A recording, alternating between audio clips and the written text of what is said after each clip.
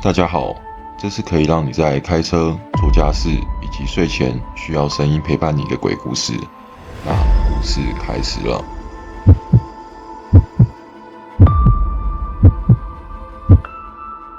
瞄头部，从我的太阳穴开枪，角度稍微往下。我需要子弹穿过我的大脑，在最短的距离内击中我的海马回。如果我够幸运，子弹撕裂我头骨的那种感觉，可能只会持续几十年。听起来再糟糕不过，但你其实是在帮我一个大忙，尽快让我因为头部中弹而死，远远好过另一个结局。我的煎熬是从今天早上10点15分开始的，到现在为止，已经像过了车过1万年。我平常靠参加公药试验赚万块，是所谓的健康受试者。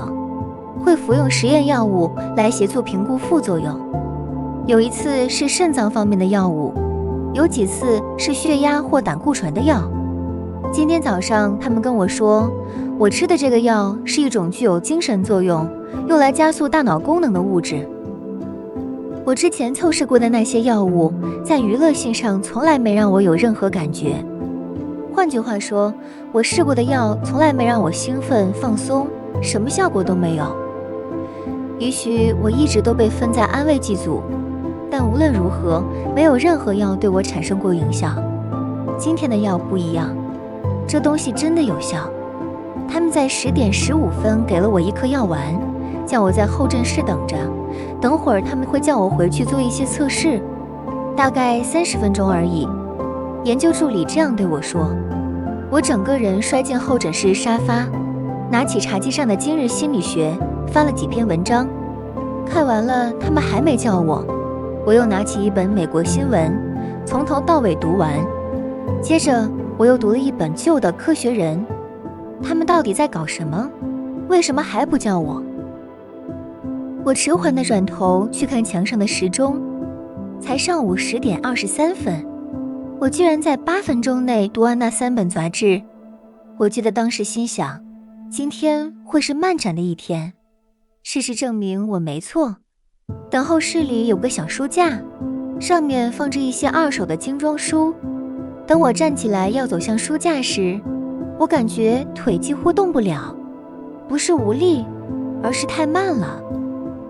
光是从沙发上站起来就花了1整分钟，走2步到书架前又花了1分钟。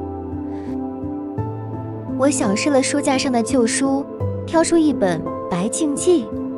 我的手臂跟腿一样有问题，手要往前伸1英尺去拿书，竟然花了好久。我甚至在等待手碰到书脊的时候都觉得无聊了。我拖住身体回到沙发上，以一种慢动作坠落般的姿态倒下，像是在看月球上太空人跳跃的低重力画面。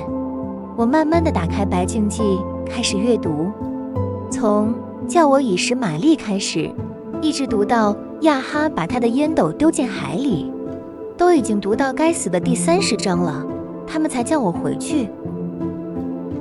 研究助理问我，你现在感觉如何？我说，我觉得很慢。他回答，其实相反，你觉得一切都变慢，是因为你自己变快了。可我的腿，我的手臂，他们都是慢动作。你的身体看起来像是动得很慢，是因为你的大脑变快了。你的大脑现在的运转速度是正常的10倍，甚至20倍。你的思考和感知正在以加速的节奏进行，但你的身体仍然受限于生物力学的规律。他一边说，一边比出慢跑的动作。老实说，你现在的动作已经比一般人快很多了。但因为你的大脑快得太夸张，所以即使你走得很快，在你眼里也像慢动作。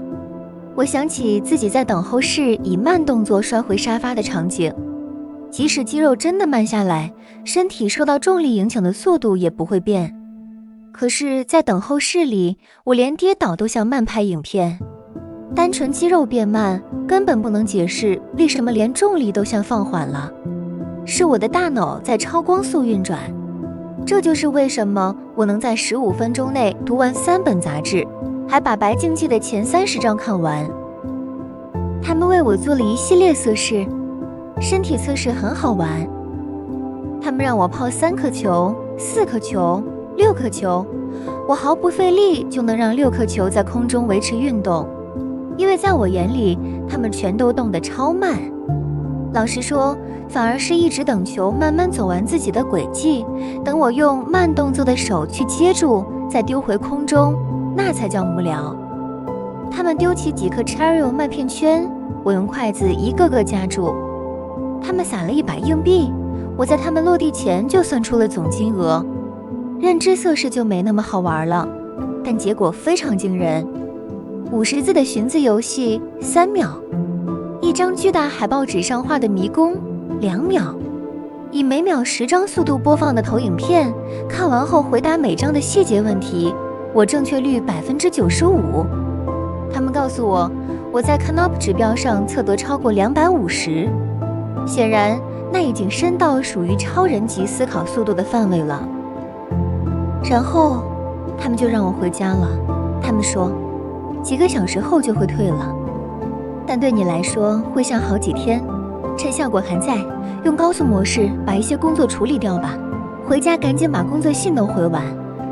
回家的过程简直是折磨，明明只有3站地铁，现实时间大概35分钟而已，但在我被药物加速的超速时间里，那感觉像过了几天。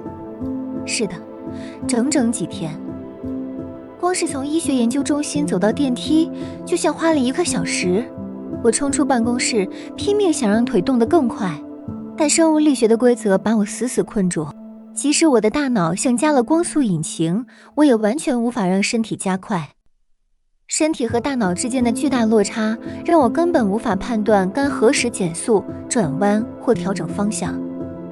我基本上变成一个巨大的慢动作白痴。我错估自己的速度，一头撞上电梯按钮旁的墙壁。其实我早就看到墙面慢慢靠近了，我伸出去准备按电梯的手指，却完全来不及缩回，结果狠狠地撞上去。那一瞬间痛到不行。如果我的大脑还是正常速度，大概痛个30秒就结束了吧。但在现在这种被加速的状态里，那股剧痛仿佛持续了半小时，甚至45分钟，电梯更早。我感觉自己在那台电梯里下7层楼，花了4、5个小时，什么都不能做，只能盯着电梯内部那单调的墙面，仿佛永远不会抵达终点。我一路冲向地铁站，老实说，这段路程还算是有点好玩。虽然在我看来，身体的动作像超慢镜头，但我依然能非常精准地选择脚步落点、手臂摆动的角度、身体转向的方式。大概走了1、2个街区，我就习惯了大脑比身体快上20几倍这件事。接着，我基本上是以冲刺舞的姿态一路挺进，扭身、闪步，在人群中穿梭，甚至以几英寸的差距避开行驶的车辆。在我的时间里，我花了大约1小时才走下地铁入口，跑到月台，然后就是无止境的煎熬。等那班还要6分钟才到的红线列车。月台上虽然比电梯里多一些东西可看，但依旧无聊到发疯。早知道就把那本白鲸记偷来了。红线列车的进站声在我眼里像慢动作3段片，原本尖锐刺耳的刹车声被我高速运润的大脑拉成了低沉拉长，像独奏大号的单音。不只是列车刹车声，比正常低了3个8度，所有声音都慢到快听不见，人声全部消失，被降到了我听觉阈值以下。我唯一能听清的是车厢里一个婴儿的哭声，被慢得像鲸鱼在唱歌，而汽车喇叭、卡车越过坑洞的声响，全都变成模糊低沉，像远处雷声的轰鸣。在研究中心时，我还能听懂人说话，也能回应，但现在跟任何人用语言沟通都不可能了，药效仍在加强。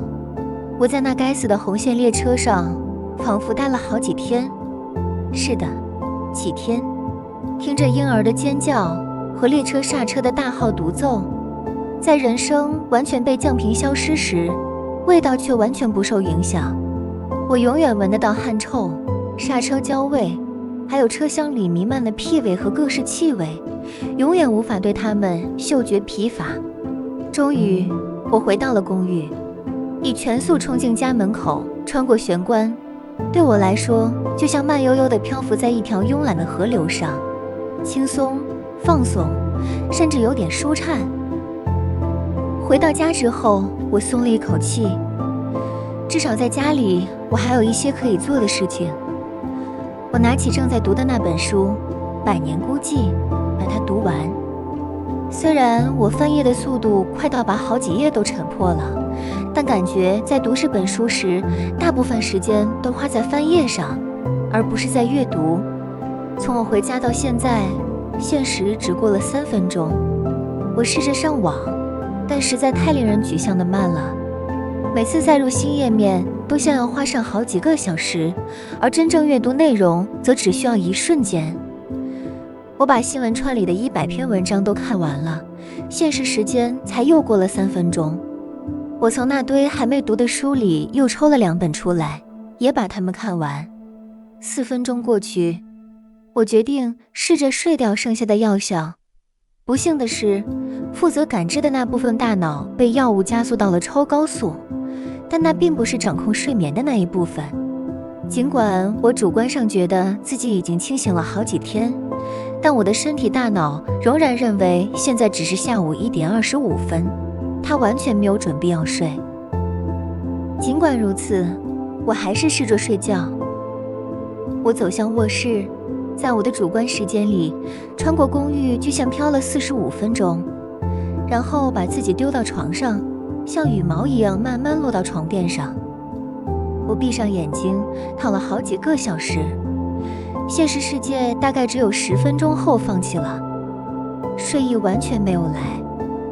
我知道自己即将面对的是皮感上长达好几天甚至好几周的慢动作牢狱，所以我吃了一颗安眠药。药丸和我用来吞下去的那口水沿着喉咙滑下的感觉让我恶心得不行，像是一颗堵住呼吸的硬块，以瓜牛般的速度沿着食道往下爬。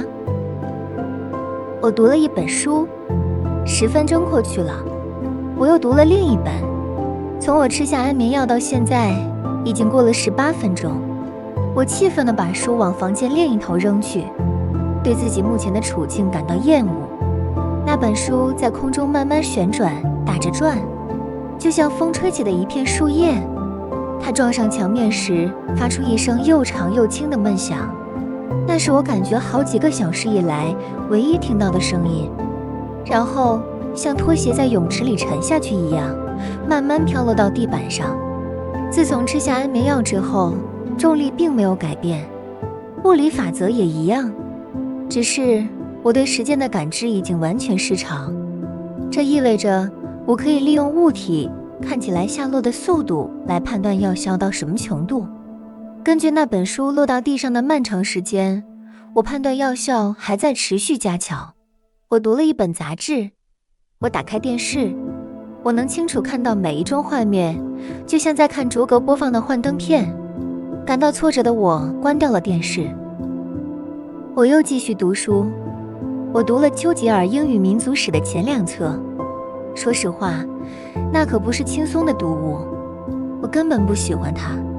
但如果要花好几个小时才能从书架上再去拿另一本书，那还不如坐在沙发上继续看丘吉尔的书比较好，或者说至少比较不糟。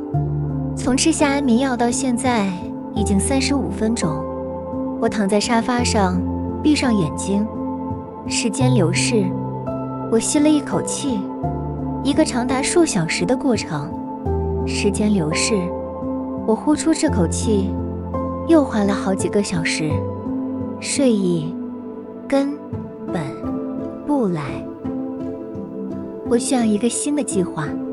我决定回到早上他们给我试用药物的那个办公室，也许他们会有什么能抵消药效的东西，或者至少能让我昏睡过去，直到药效消退。我尽可能快地离开我的公寓，以我现在的时间感知来说，这花了好几个小时。我甚至懒得锁门，那会花掉太多时间。跑下楼梯，穿过大厅，推开前门，踏上街道，光是这几件事就让我觉得仿佛做完一整天的工作。我在街上狂奔，在行人之间闪躲穿梭，对他们来说，我的动作看起来大概像是拥有超乎常人的反应速度。冲下捷运入口的第一段楼梯，穿过平台，又是1个小时，然后冲向第2段楼梯。就在那时，安眠药发作了。安眠药并没有让我感到想睡，完全没有。相反的，它肯定与我今天早上服下的实验性药物产生了强烈的交互反应。我正以慢动作的方式往下跳第2段楼梯，虽然很慢，但至少看在前进。然后，砰，一切都停住了。街道与捷运的低沉噪声突然消失，取而代之的是我这辈子听过最完美的寂静。我往下的动作像是被完全冻结住。在安眠药发作之前，我对时间的感知也许只是比真实速度慢了几百倍，但安眠药起作用之后，时间变成慢了上千倍，每一秒对我来说都像好几天。就连转动眼球，想把焦点放到另一个位置，都像是在视野中进行一次几乎不可能完成的超慢速拖动。整个下午，我学会了如何在大脑运转速度比身体快上数百倍的情况下行走、奔跑和跳远。但由于安眠药造成的另一个4到5个数量级的慢动作效果，对身体的控制几乎变得不可能。我在楼梯上摔倒了。即使我几乎像中途冻结般停在半步之中，要控制肌肉仍然不可能。我命令我的脚向前移动，花了好几个小时，又向后调整，花了好几个小时，生怕下一步踩空。调整脚踝角度，然后觉得不对，又重新调整，也花了数小时。尽管付出这些努力，我还是在下一阶才扭伤了脚踝。慢动作根本没有减轻疼痛，弯曲脚踝的重量持续增加好几个小时。把疼痛传到大脑的神经讯号一定与传递耳朵声音的神经不同，声音能量会随时间被分散，稀释到几乎感觉不到，但疼痛则完全不受时间感知改变的影响，直接流入大脑。几小时越来越重的脚踝压力转化成了几小时不断增强叠加的疼痛。我向前倾倒，高速运转的大脑完全无法控制低速的身体。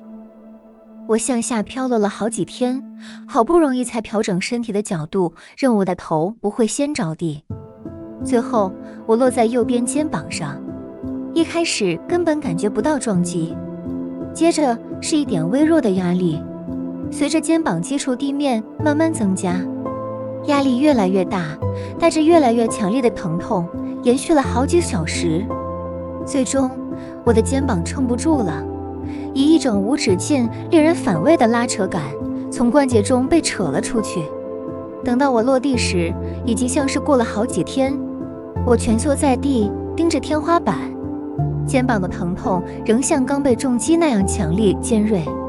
在那漫长到几乎永恒的下坠过程中，我有足够的时间思考。如果每一秒对我来说都像是好几天，那现实中的每分钟就等于好几年。就算药物2-3小时后代谢完毕，这场噩梦在我的感知里也会像是持续了好几个世纪。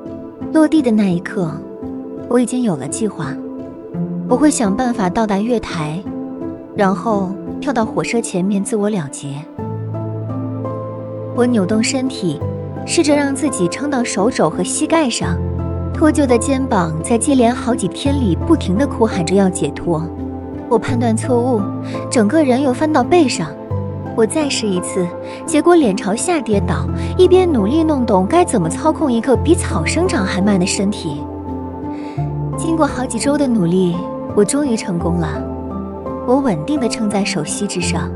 如果光是爬到四肢着地就如此困难，那么要我走路或跑步根本是不可能的事。